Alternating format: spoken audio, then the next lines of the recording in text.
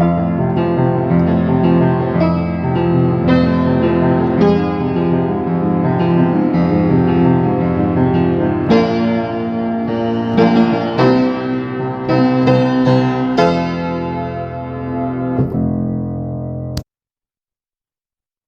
up? Well, hey, Paige. Hi. Hi, how you doing? Oh, I'm doing. Yeah? Yeah. We took Sunshine to go see his first movie in the movie theater today. Aw, Y- today? Today. Aw, Yeah. We went to go see the Paw Patrol movie, the new one with the dinosaurs. adorable. Um, Loved it. He did great, Aw, actually. that's good. I mean, a couple times he, was talking, but it's a kids movie. Like, it's Just, fine. yeah, Like, no one who cares. cares? The adults are But scrolling through their phones. The other yeah. kids are also talking. You know what?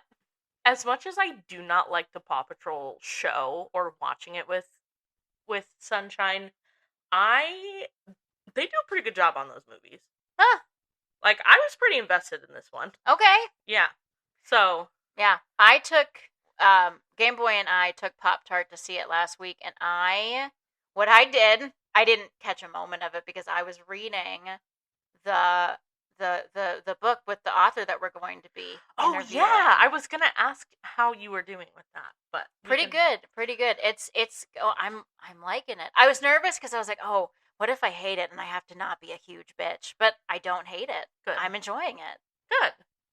Yeah. I'm excited for that. We'll have to figure that one out. But what I really want to tell you about is the little girl who was sitting behind us. Tell me everything. The most hilarious child. Mm. Just had one of those voices that, like, no matter how loud the movie got, like, it just, like, cut right through it. And just saying, like, the funniest things out loud. The best one is, when, like, Marshall is, like, climbing up the mountain to try to stop the volcano or whatever. Why does Marshall look like he has male pattern baldness? Can we talk about Marshall?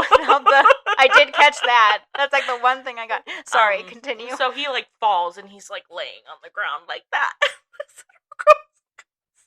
Oh my god, he's dead! It's like, no. They would not They do did that. not kill one of the main characters in a children's movie.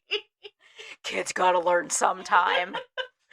But, yeah, no. And then at the end, she kept saying that Sunshine was her friend and kept saying hello to him and stuff. She was super cute. I love it. But yeah. I anyway. love when kids who have never met before in their lives are just like, you're my best friend now. Will you hold my hand? Mm-hmm. It's just so sweet and endearing. Yeah. Well, today we have a game episode. Heck yeah! And this is one of the early games that Game Boy introduced me to. Okay. So when I met Game Boy, I did not consider myself a gamer. I was a late gaming bloomer, shall we say. Due to a mixture of, like, parental restrictions on what I could play and just, like, good old-fashioned self-confidence, like, lack of self-confidence, where I was like, I'm going to be bad at this, so I'm not going to try because I'm going to be bad at this. Exactly. That's how I approach most things in life. Right. So when I met Game Boy, I had not played a game any more complicated or mature than, like, Tony Hawk's Underground. That was top of the pops for me. Yeah, I was sure I wouldn't be good at any of them. And even, like, throughout my entire first marriage, like, my first husband was also a gamer, and I was, like, still too intimidated to touch most of them. And also, like, gaming was his thing, and he very much did not want to spend any more time with me than he was contractually obligated to, which is a big reason why he's my ex-husband. That's wild. But, like, never brought me into the gaming. Never even tried. Don't get married if you don't want to spend time with that person, like, willingly. Like, if you feel as though you don't want to spend time with a person willingly, don't marry them. Yeah. I feel like that's pretty Yeah. self-explanatory. Yeah. Yep. But then who would have written his philosophy papers for him in college? Just because you wrote his philosophy papers doesn't mean you had to marry him. Listen, I didn't think anybody else would want me. It's a long story. No, I feel ya. I feel you there. But Game Boy, he pushed past my initial hesitations. He was persistent. He was like, listen, Pixel, there are games I know you would love with stories I know you would love. You just gotta believe in yourself and give them a try. And he obviously was right and is the reason I am here today in so many more ways than one. I love you, Game Boy. Shout out to Game Boy. But before we all collectively gag on how adorable Game Boy is, just like I gagged on his... Stop! Oh my god, we're gonna get kicked off our network. Anyway, today we will be talking about the third game that Game Boy ever introduced me to. First was Resident Evil 7, which will get its own episode one day. Second was The Last of Us, which will absolutely get its own episode because it's my favorite game ever. Nice. Then it was The Evil Within 2. Evil Within 2. So, Paige? Yeah? Let's rock this bitch! Yeah! Ooh, that was gross. I'm so sorry for for the headphone wearers. Apologies. So, The Evil Within 2 is a 2017 survival horror game developed by Tango Gameworks and published by Bethesda Softworks. It is the direct sequel of The Evil Within, which I did not play. Okay. But I watched a rundown of the plot. So basically, the story of Evil Within is interesting, but the gameplay was buggy. Poo-poo garbage? Yeah, in a way that, so most reviews of that game are like, here's what happened, the story's cool, the concept's cool, you're better off just playing the second game. Gotcha. Because they worked all the kinks out. Gotcha. By then. So that's what I did. But some background on the first game, just to kind of get us into the story. Mm-hmm. The protagonist of both games is Detective Sebastian Castellanos. In Game 1, he is sent to Beacon Mental Hospital to investigate a mass murder that has taken place there. Okay. While there, he is kidnapped by a mysterious figure. He wakes up hanging upside down in a meat locker, of all places. That's not where you want to fucking wake up. I don't want to wake up upside down anywhere. True. But at least, if you're somewhere warm, it's like, but if you're in a meat locker, you're upside down and your meat tits are frozen. And so Sebastian spends the game trying to solve what happened at the mental hospital while also fighting his way out of these, increasingly surreal and dangerous environments. It's finally revealed at the end of the game, though there have been hints the whole time, that Sebastian is not in a hospital. He's not even in the physical world at all. He is inside the mind of a man named Ruvik, who is the killer that he is investigating. How does that happen? Using a device called STEM, Sebastian has entered his consciousness in an attempt to figure out exactly what happened, why it happened, and most importantly, to remove those murderous impulses right at the source. I see. Thing is, it doesn't fucking work. Well, of course it doesn't. Because that's ridiculous.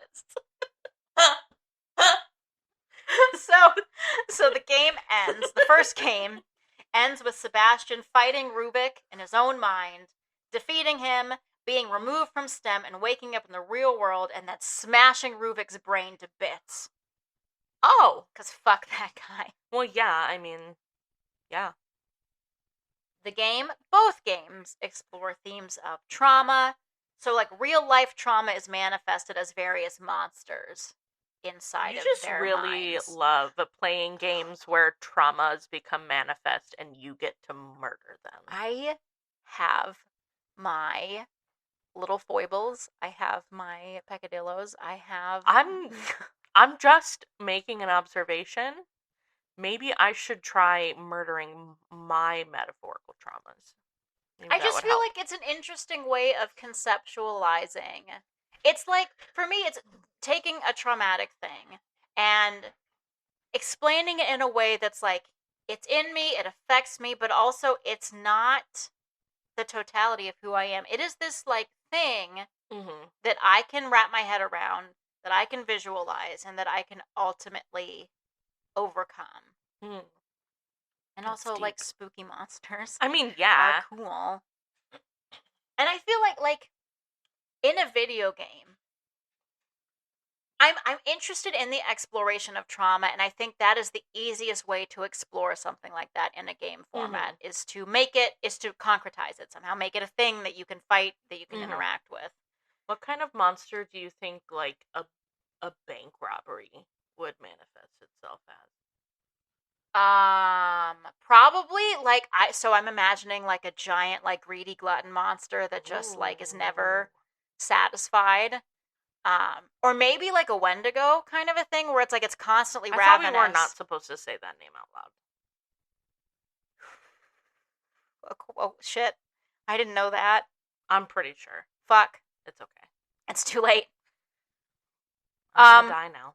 Okay, well, that thing that's constantly ravenous and is like bone skinny because it eats and eats and eats and can't ever be satisfied. Like that sort of a but that's more the manifestation of the greed of the financial institution itself.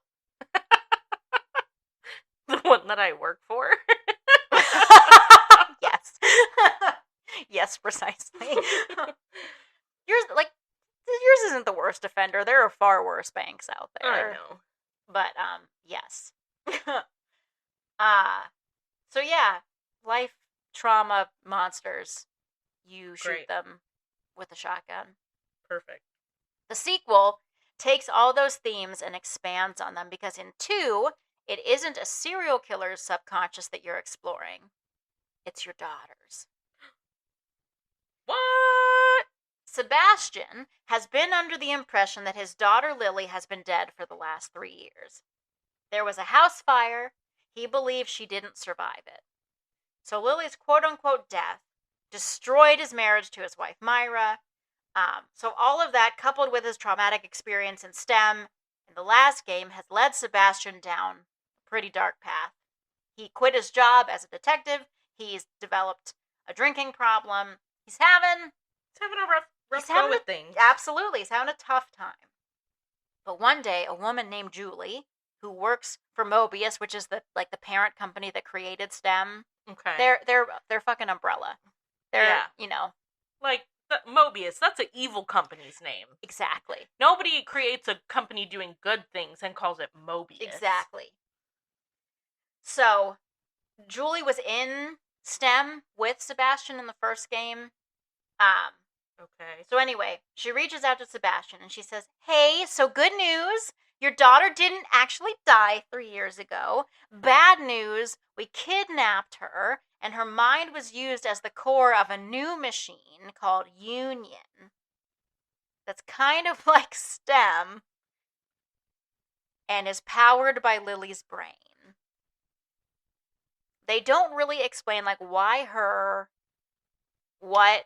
It's just like they needed a pliable youth brain to build their machine with, and like this innocent child's brain was as good as any's. And they were like, "Hey, you remember that dude we fucked over? Mm-hmm. Let's fuck him over again." More hard.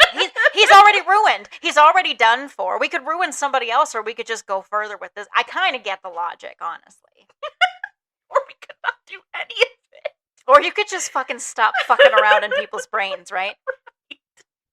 So, powered by Lily's brain, Union is supposed to be this like idyllic, peaceful simulation of your all-American town where people could pay to escape to.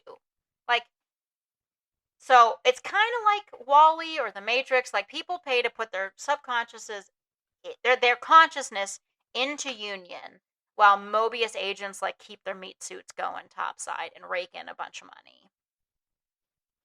I hate everything about this. Yeah. And things were going really well until they weren't. No dip, Sherlock. Things have gone very badly indeed in Union.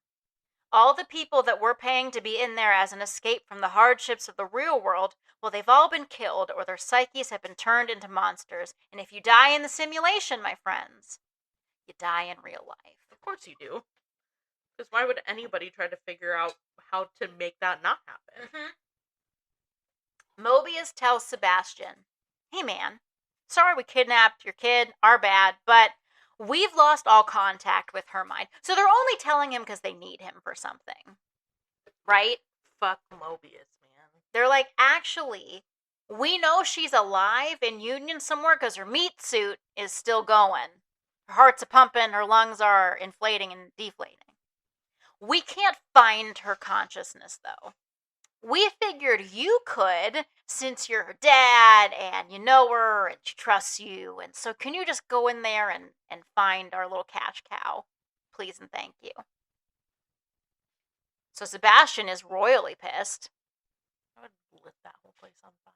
And he's like, I never wanted to put my brain inside someone else's brain ever again. It was really bad the first time it happened. I have nightmares about it all the fucking time. But it's my kid. I gotta go in there and try to find my kid.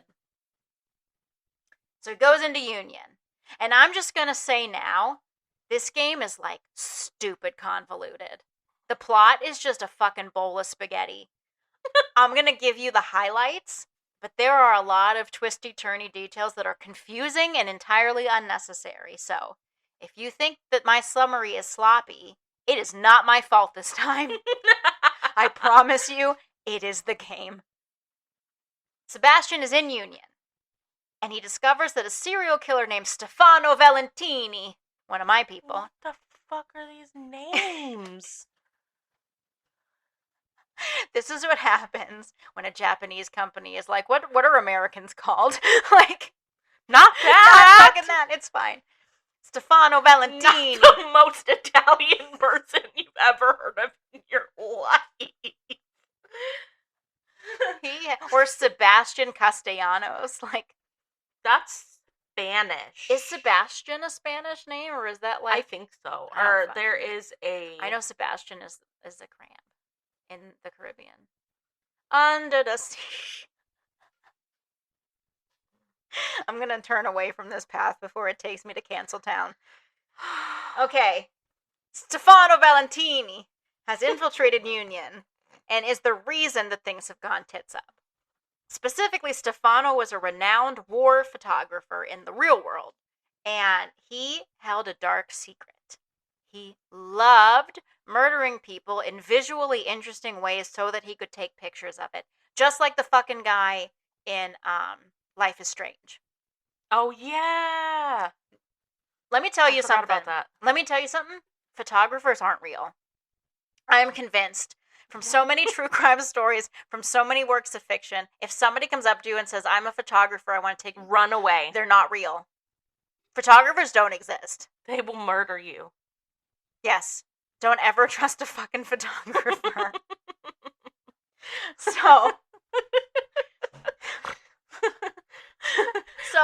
all the girls who failed out of nursing school are gonna be really upset. That's such a takedown. Holy shit. Wow. I thought I was being cruel, but you just went in for the fucking jugular. Jesus. Apparently I'm feeling footloose and fancy free today. Don't you talk about feet in front of me. In Union... I will touch your feet again. No. I've been very good about keeping them over here. So, in Union, Stefano doesn't need to hide. He can have the absolute run of the place, so long as he prevents Lily, the core personality, from communicating with the outside world and telling them what he's doing. She is Mobius's only view into what's happening in Union, unless they plug in themselves. They can communicate with her. Okay. Other than that, they have to put themselves in her mind space. Okay. To really know what's going on. And the higher-ups don't want to do that because it's fucking dangerous. And really? They know that. They just want to convince other people to do it and to pay them for the privilege. Right. So, Stefano has kidnapped Lily, or at least her mind simulation thing. The thing is, it wasn't Stefano's idea to kidnap Lily. It was Lily's idea? No, he was hired by somebody. We'll get to that later. To kidnap Lily. Okay. It wasn't until after he had kidnapped her that he realized, hey, I can make this work for my own advantage. Like, the person who hired him didn't even know he was like a fucking crazy serial killer. It was just a coincidence that he, like, wanted to have the run of the place and kill everyone and take cool pictures of it. Okay. Just wait. You have no fucking clue where we're going with this. Just fucking wait. Hey, research the people that you're hiring to kill other people. Genuinely. Another thing, okay, lesson 1. Listen, if you need to put a hit out on someone, there are legitimate reasons, I believe, but do your research. Lesson 1, photographers don't exist. Lesson 2, hitmen do not exist. If you're online and you think you're hiring a hitman, that is a fed. You are talking to a police officer. There are no real, especially if they're like, I'll do it for $5,000. No, the fuck they will not. That is not a real hitman. There are no photographers. There are no hitmen. Are we clear? People at home? Okay. Yeah. Good. Okay. So, where the fuck? Okay. So Sebastian fights and kills Stefano, but before he can rescue Lily, Myra, his ex-wife, appears from nowhere and whisks her away. Right after that, Sebastian is himself whisked away by a priest named Theodore. And this is where things really go off the fucking rails, but try to follow along. Try to stay with me. Theodore is like, listen, I hired Stefano to kidnap Lily. I didn't know he was a serial killer. That's my bad. I'm sorry. But I had this plan in cooperation with a bunch of Mobius employees and Myra, who had grown disillusioned with what Mobius was doing. They were going to destroy Union and Mobius as a corporation. And the first step of that process is getting Lily's consciousness out of there. Because they don't want her to go down with the system. They want to save her and then pull the plug on Union. Got it. However, the longer you spend in Union, the less in touch with reality you are. It fucks up your brain to not be in the real world. Right. Shocking. Did they not test this? Were there no academic studies? Was there never are in the evil companies. So at some point, Theodore lost his ever-loving mind, became obsessed with Lily, and just decided to kidnap her for the sake of kidnapping her. Because he just wanted to kind of have her. As a little child pet. Ew. And I think a non-sexual way, but he is a priest. Yeah. So let's not make any assumptions. It doesn't even matter if it's sexual. No, it's like, what are you doing, Teddy? Get a dog. Get anything besides this human. Get a goldfish. Oh my god. Absolutely. Sebastian is like, buddy, I definitely have to kill you. So he tries, but Theodore has a secret weapon that he can use against Sebastian. Theodore has figured out how to use the manifestation of Sebastian's own guilt against him.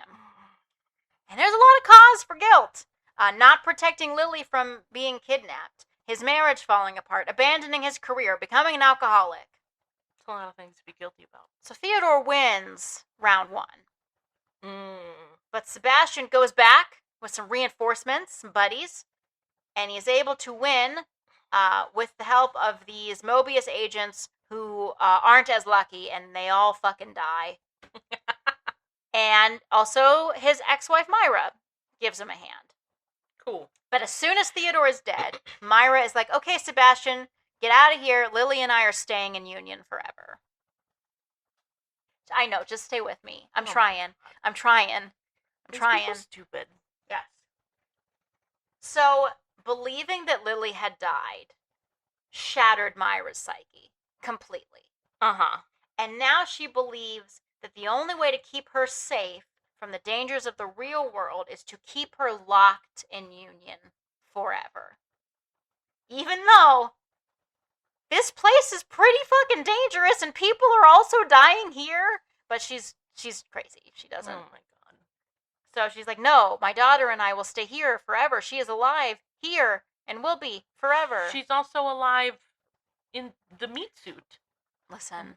And when her meat suit dies, will she not die in the game? It's unclear. It kind of, I don't know that they specifically address this, but it kind of seems like they have the technology at this point to just kind of keep that sucker going as long as they want. It's gotta deteriorate eventually. But it doesn't matter if it's doing enough to keep the brain going and the brain is living somewhere else. I guess. I don't know. What are you doing forever, though? You know what I mean? Like, that's just a lot of time to, like... Especially, like, so, like, I played this game walking around. Union isn't, like, amazing. It's just a town. It's just a fake fucking town that's been overrun by horrors unimaginable. So I don't know. I don't know what they're gonna do. Fucking play checkers. I don't fucking know. Especially, it's like, listen, I mean, I don't know. Maybe it's just because I don't have a fantastic relationship with my mom, but, like, being stuck with my mom in a small town for eternity. Yeah. I don't think so. No, I don't think so. I couldn't do that. I don't think so. I don't think I have anywhere near as bad a relationship as you do with your mom, and I wouldn't want to live with my mom in a small town for all eternity either. Yep. So the final boss of this game is Sebastian versus Myra. She has transformed into a monster called the Matriarch, which is a giant woman that when you shoot it, doesn't squirt out blood, it squirts out milk. Which is a little on the nose. Fuck out of here. It's a mom, get it? It's her maternal instinct. Last week with the titties, this week with the titties. It's too much. This is definitely a game that a guy wrote. Defeating the Matriarch is akin to defeating the overprotective, out-of-touch part of Myra's psyche. So when you kill the Matriarch, Myra comes back to her senses and allows Sebastian and Lily to escape from Union. Oh, good. Myra, however, stays behind, collapsing the whole system from the inside out with her in it, like fucking Samson in the Philistine temple. Wow. And that's the plot of the game. Any fucking questions? I guess not. I guess not. What else could there be to try to know?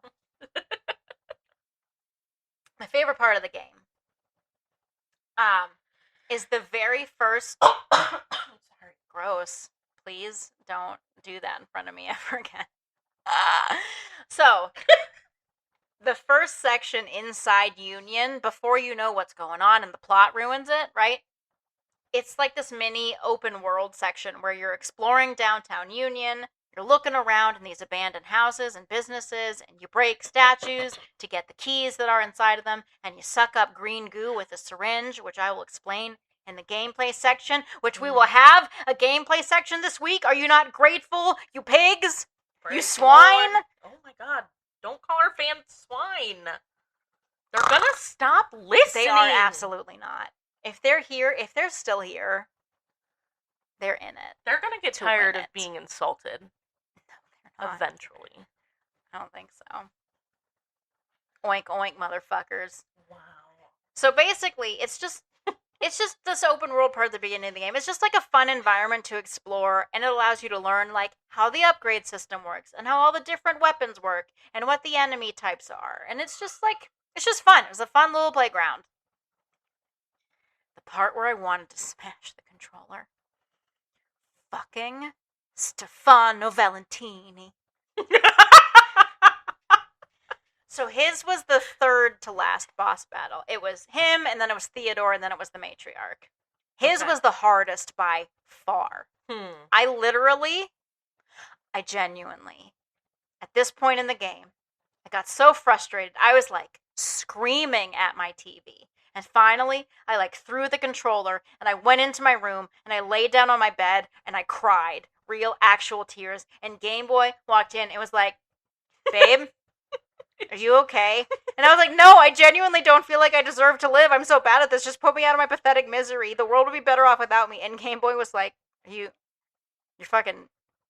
joking, right? And I could see in his eyes for the first time, because we were still dating at this point, right? I could see this doubt creep in. Like, this is the one I picked, huh? This is the person I moved in with? But it passed, and he allowed himself to be trapped into a lifetime commitment with me. So, and right, Game Boy? Godspeed to him. Right? Truly. Right? Character I had a crush on. So it was not Stefano Valentini. So in order to answer this question, I need to tell you a bit about Sebastian's Mind Palace. So in Union, Sebastian can kind of like retreat into his own subconscious. Okay. If he stares into a mirror, Claire de Lune starts to play, Okay. And he is transported back to his old office at the police station in his mind. Okay. And in this mind palace, Sebastian can do various things. He can look at and think through the evidence that he's gathered so far. He has a workbench where he can craft materials like ammo and healing items, and he can upgrade his weapons.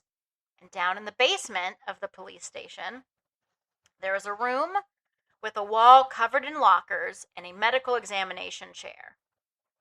Mm-hmm. So the keys I mentioned earlier open the lockers, which, okay, brief angry aside here. You can open the lock. There's 20-some lockers. Mm-hmm. You can open them in any order that you want to. You can start in the middle, you can start at the bottom, you can stop at the top, whatever. Huh. It creates the illusion that you are getting the items in a random order. But you're not. See, there's not, the way the game is programmed, there's nothing in the lockers. It basically, when you open a locker, it just manifests whatever the item is in a specific order. So no matter what you open, you always get the same items in the same order. Oh, okay. It's not pre-populated. Gotcha. It's just whatever. So it's not like a certain object is assigned to a certain locker and you won't get it until you open that locker. It's the order. Gotcha. And that pisses me off. Because I thought it was randomized. I thought I could get whatever and whatever. Nope.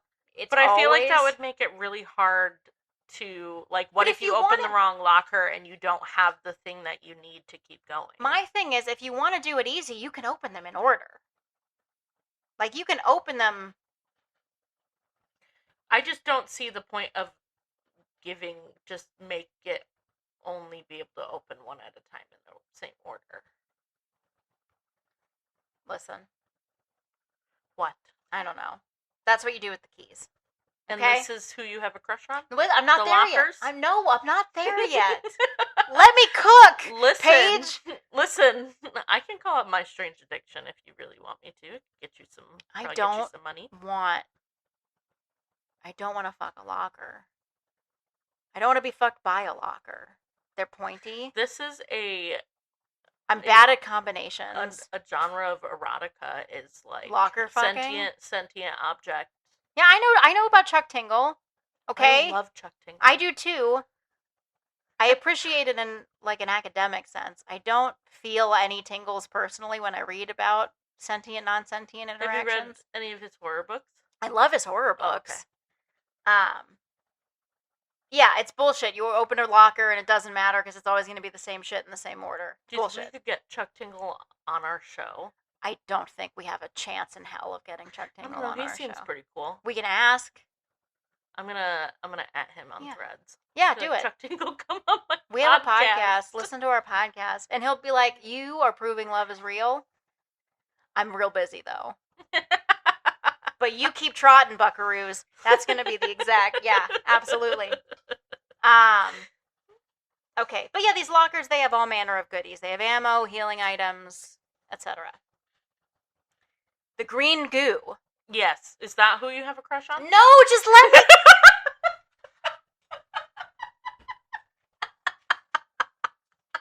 Let me get there.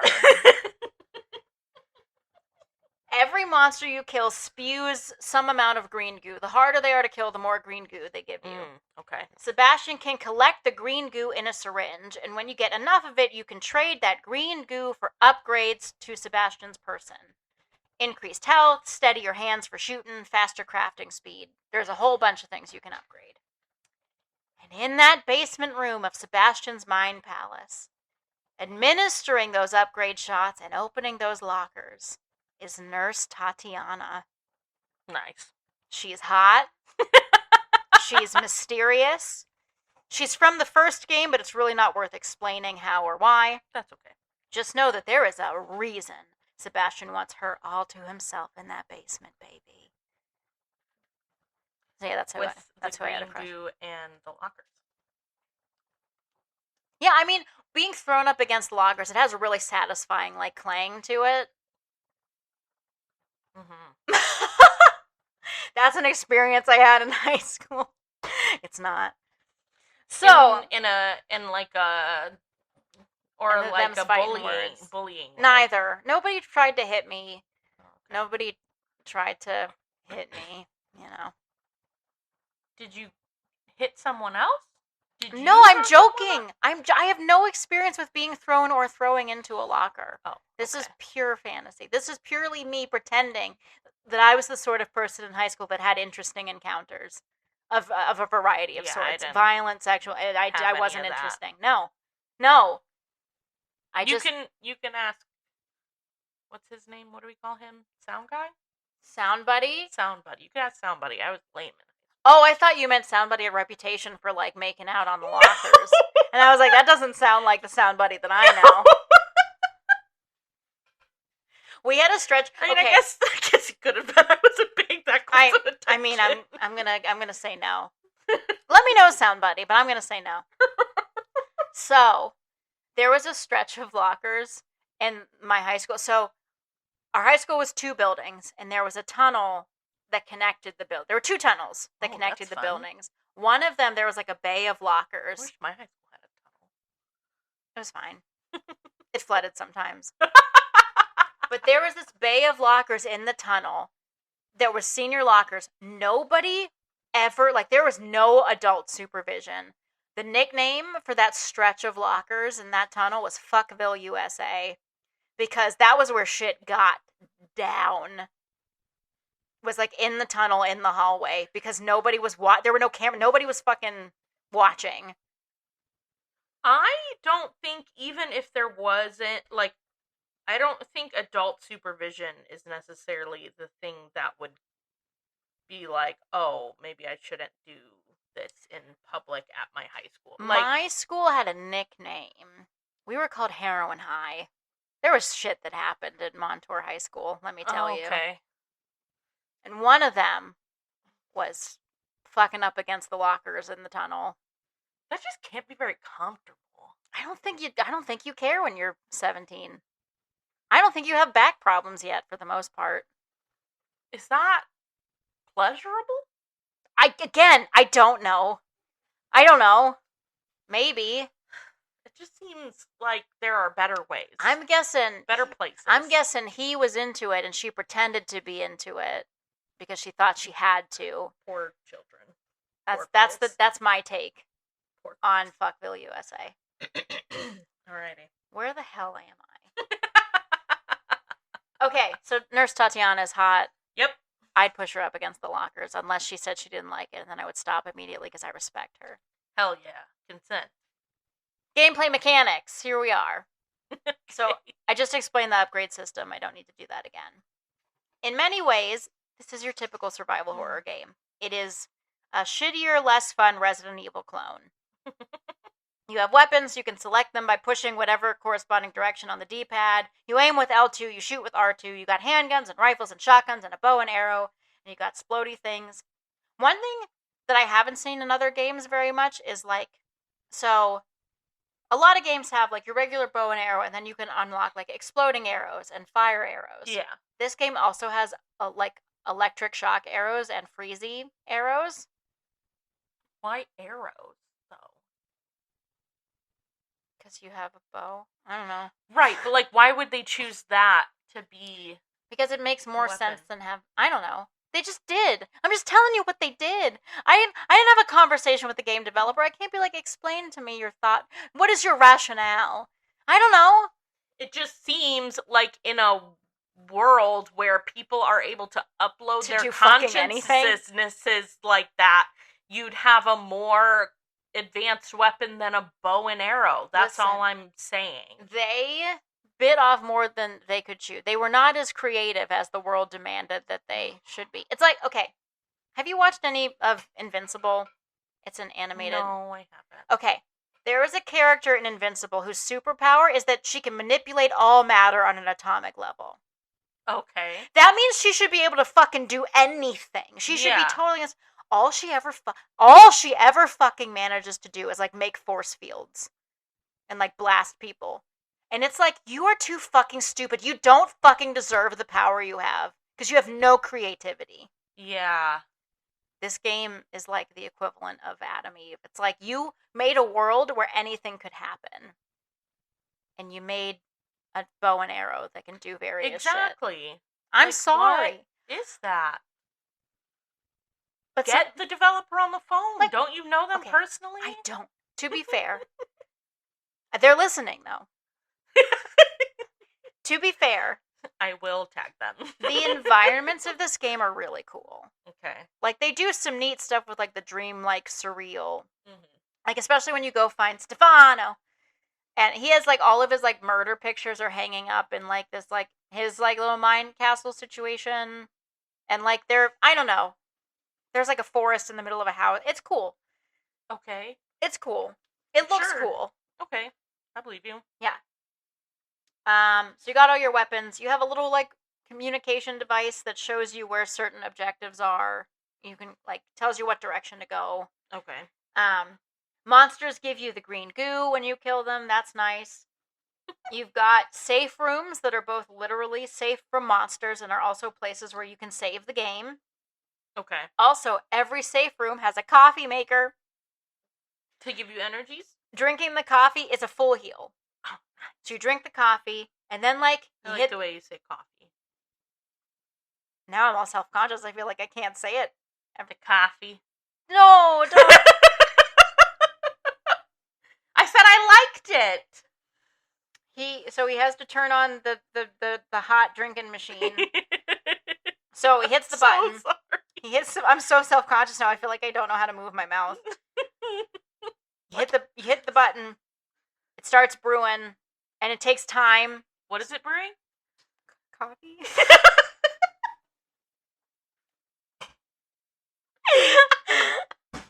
So, we're almost done, okay? We're almost done. So, it takes time, it brews, and then you have a full heal again, but it's like, I don't know. But you're in the safe room, so you can take the time. You can just hang out in the safe room for, like, 20 minutes if you want, or you can just drink your coffee, hit the button, go do some shit, and when you're desperately in, you just run back and hope that it's done. Yeah. Okay. It's boring. Like, you can hang out in your safe room, but no, you're not going to take damage while the coffee is brewing. The way to do it is you start it brewing before you leave, because you're not going to take damage in your safe room. You're not going to need more than one. Oh, so you get there, it's brewed, you drink it, you brew another pot, you leave. Yes. Okay. Yes. That was my strategy. Okay. I do like coffee. I do too. I'll never be able to order it again. I just have to point and be like that. When you order coffee, do you say, "I would like coffee, please"? Yeah, what am I supposed to say? Well, what kind of coffee do you order? It depends on where I am. Like, if I'm at like Sip, I get a latte. Well, then you don't have to say the word coffee. If I'm like at a fucking Greek-owned American diner, like every restaurant in this godforsaken town is, then I order the coffee because that's the only form it comes in. Like when you order like a latte at the coffee shop. Yeah. Well, you weren't thinking hard said enough. I liked the way you say it. Why? I don't understand.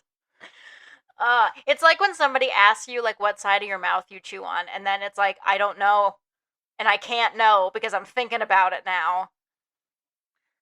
Do people only chew on one side of their mouth? There's one side of your mouth that you predominantly chew on, but you can't ever know what it is because as soon as you're consciously aware that you're trying to figure it out, it's like, you can't. I'm going to figure it out. Have somebody watch you. Ask Grumpy. Stare at your mouth while you eat. I mean, he's not like he's got anything better to do. Not like he's got anything better. But, like, he has to do it for long enough that you have forgotten that you've asked. But he's got to be on this task like a dog on a bone. He's got to watch your mouth for weeks. And then report back. As to whether you are a right side, left side chewer. Jesus Christ. Okay. I'll let you know in a few months. There's also kind of a neat feature in The Evil Within 2, which is the game we're talking about. So the game really wants you to be stealthy. Like, you have all these weapons, but it's designed for you to be like a sneaky little tiptoeing little bitch. So...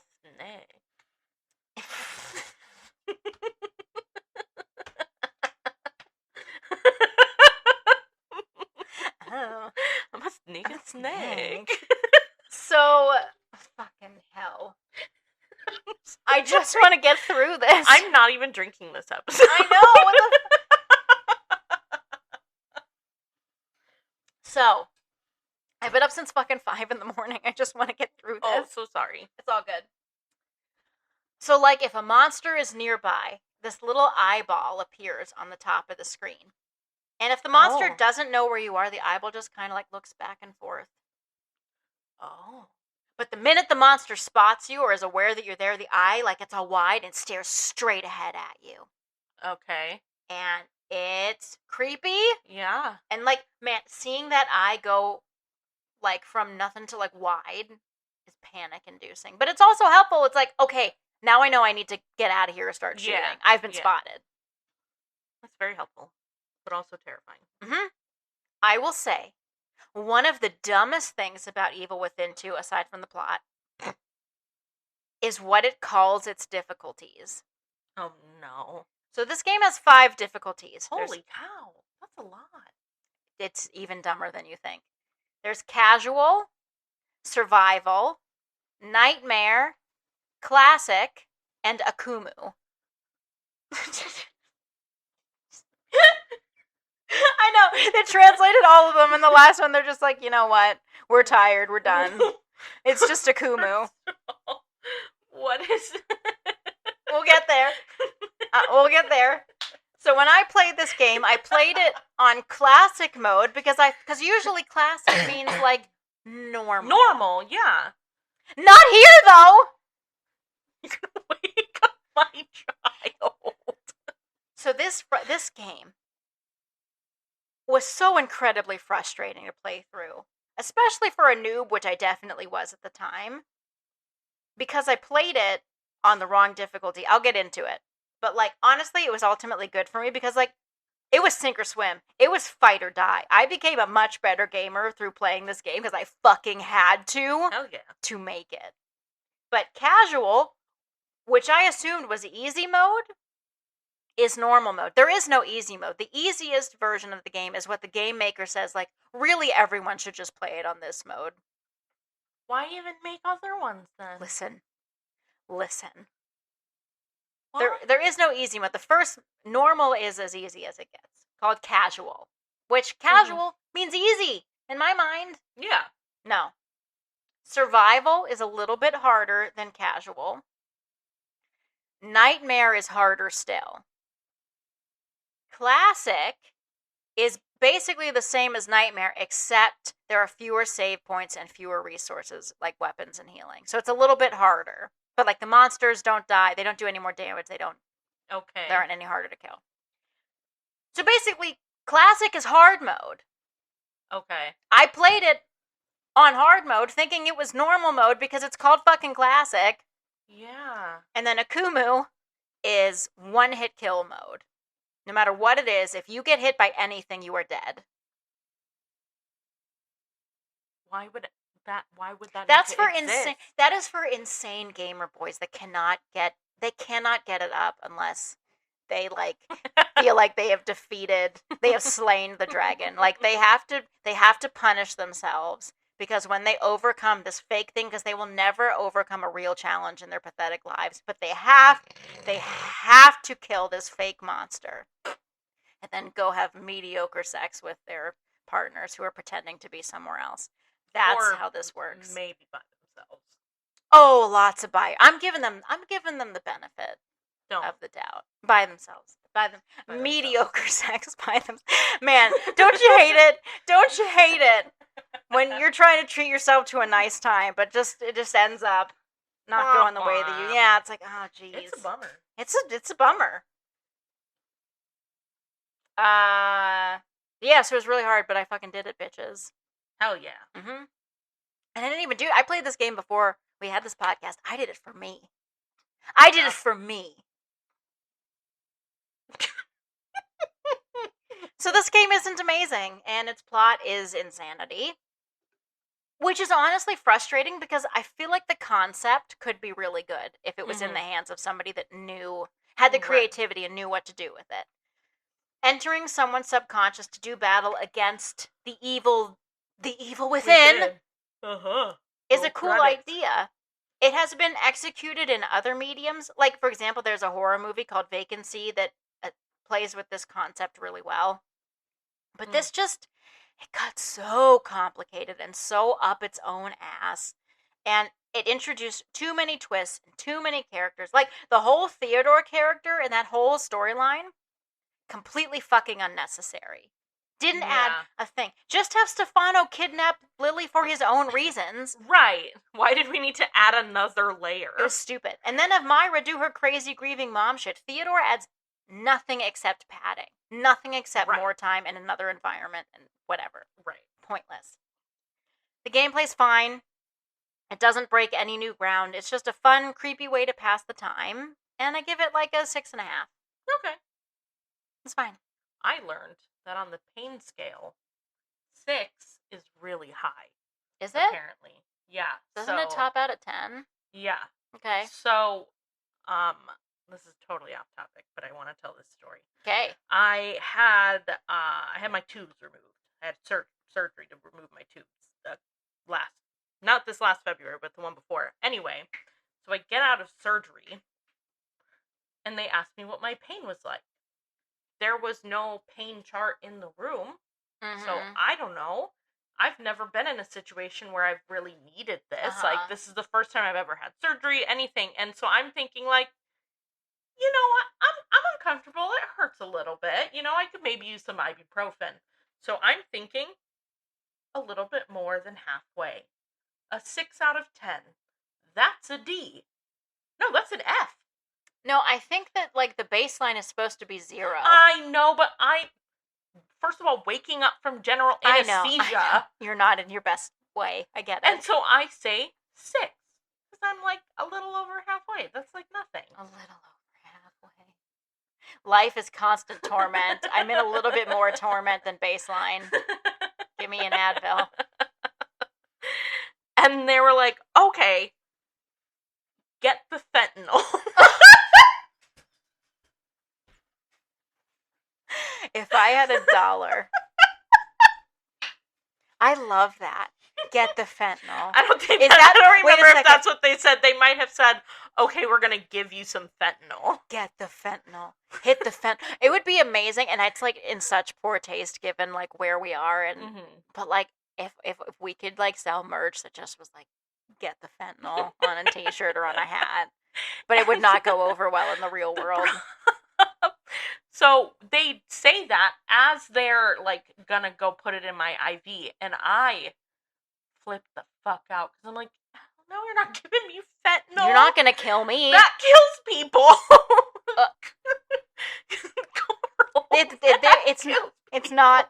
They're not going to. I know.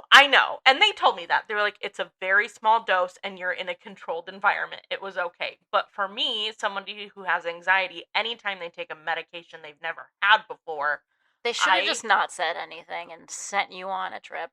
And I had a full-on meltdown. Meanwhile, they're bringing Grumpy back to me to see me, and they're like, maybe you shouldn't come in, and he was like, no, you all messed up somewhere. I need to be here. Anyway, they were just trying to give you the good shit. I know. Like, most people would be like, fentanyl, that's fun. Fentanyl. And I'm like, I'm gonna die. And then I was freaking out because of the vital beeper thing, all that stuff. That was giving me anxiety, and so I was turn the sound off. Oh, yeah, no, I was screaming at them. I didn't realize I was screaming. I thought I was being perfectly reasonable and saying, can you please turn that off? It's making me nervous. But in actuality, I was shouting. Oh, these poor people. No. This wasn't even at a hospital. This was like an outpatient surgery center. People had no idea what they were getting themselves into. And I don't know why I decided to have a fully elective surgery when I have so much medical anxiety. But I did it. And now I ain't having no more kids. So now you can just hit it raw whenever you want. No, that's the benefit. Continue. Okay. We're almost done. I mean, you said that you still get periods, so that's not the benefit. No, it's not. Should have had a hysterectomy. Should have had a V8. There were some episodes. Oh, so but that's how we know the cops are just lying little bitch babies, because they're like, oh, he had fentanyl in a baggie and I passed out. It's like every medical professional is like, no, the fuck you didn't, sir. That's not how this works. They literally injected that shit right into my veins, and I was fine. Yeah, you didn't almost die. Physically, I was fine from it being in the pocket of a person you're arresting. I know, because that's I hear you hear all these stories that if you even look at fentanyl, you're gonna drop dead. No. And so I'm like, I'm dead. I'm dying. They're putting poison into my body. Isn't that also part of what makes up an epidural though? I think fentanyl is part of it. Ooh. I could be wrong. I don't know what the cocktail is. I just know I loved that epidural. Mm-hmm. God bless epidurals. Mm-hmm. My legs felt like meat. It was very weird. I had no idea where my feet were. I would touch my legs, and I was like, these feel like just big old sacks of meat. Yep. It was weekend at Bernie's from the waist down. Yep. Yeah. Anyway. Find us on Instagram and Patreon at Paige and Pixel PC, and a special thank you to our patrons. We got Bonego with his moderate peepee, and then we have John Red Robin Milf Hunter 69, who has one enormous peepee. And they make this show possible. If you want to be a patron and get a shout out at the end of our episodes, go throw us some money on Patreon. Seriously, please give us money. If we get to $100 a month in patron support, we will start dropping some monthly bonus content. Maybe a blooper reel. Maybe Paige spilling the hot book talk tea. Maybe me reading cryptid erotica. You got to pay to find out. So, for now, dear friends at home, read hard, play hard, and collect green goo.